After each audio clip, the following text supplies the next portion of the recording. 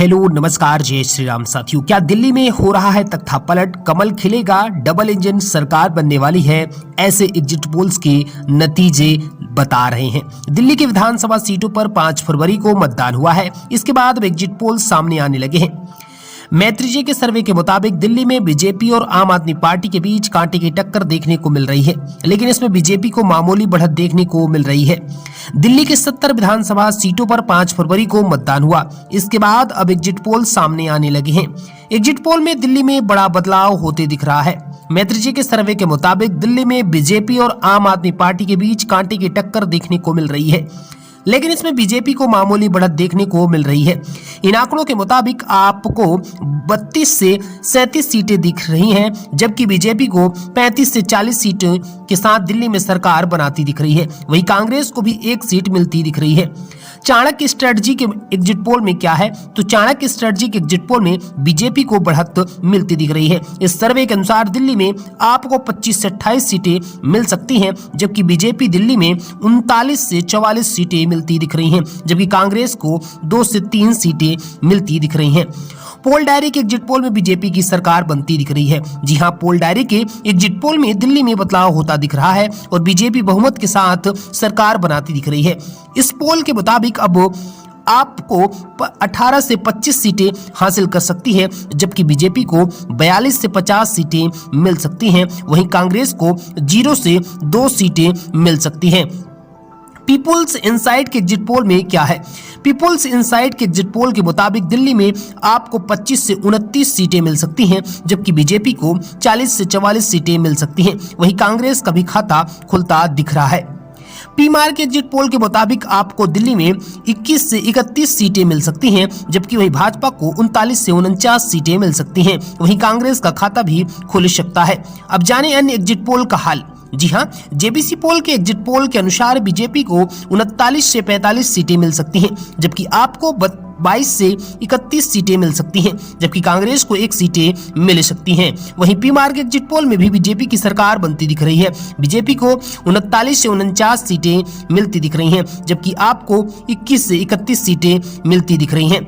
70 सीटों पर वोटिंग हुई है। जी हां, बता दें कि राजधानी की सभी 70 सीटों पर 699 उम्मीदवार चुनावी मैदान में हैं। वोटिंग खत्म होने के साथ ही कैंडिडेट्स की किस्मत ईवीएम में कैद हो गई है। अब इंतजार है कि 8 फरवरी का दिल्ली विधानसभा के नतीजे इसी दिन आएंगे। दिल्ली में आम आदमी पार्टी की सरकार है और आतिशी मुख्यमंत्री हैं। आपने लगातार 2013, 2015, 2020 में जीत हासिल की और अरविंद केजरीवाल मुख्यमंत्री बने रहे। हालांकि शराब घोटाले से जुड़े मनी लॉन्ड्रिंग मामले में केजरीवाल फंस गए और उन्हें मार्च 2024 में जेल जाना पड़ा था। सितंबर में जब वो जमानत पर बाहर आए तो उन्होंने मुख्यमंत्री पद छोड़ दिया और पार्टी ने आतिशी को नया सीएम बनाया।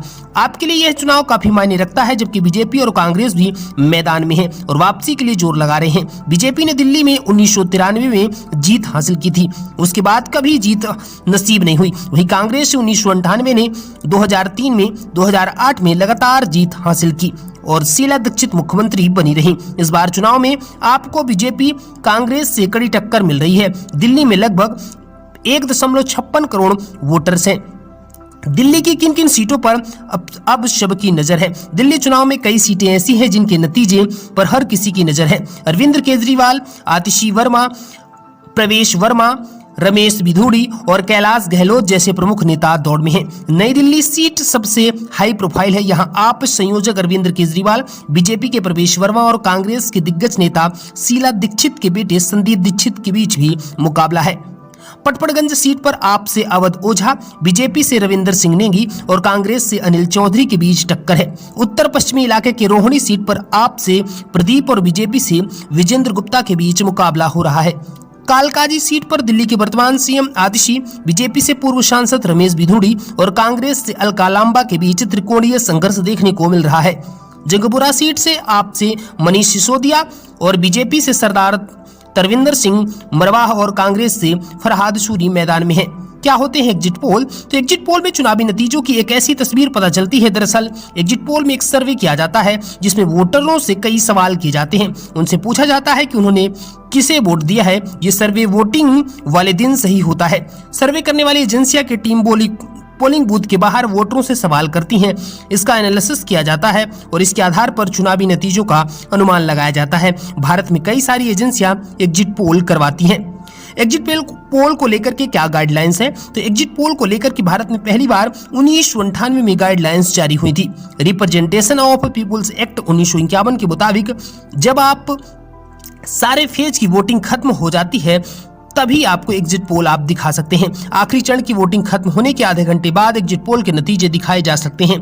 कानून के तहत अगर कोई भी चुनाव प्रक्रिया के दौरान एग्जिट पोल या चुनाव से जुड़ा कोई भी सर्वे दिखाता है या चुनाव आयोग की गाइडलाइंस का उल्लंघन करता है तो उसे 2 साल की कैद या जुर्माना या फिर दोनों ही सजा हो सकती है। वीडियो आपको कैसी लगी कमेंट बॉक्स अपनी राय जरूर दीजिएगा। Thanks for watching this video. जय श्री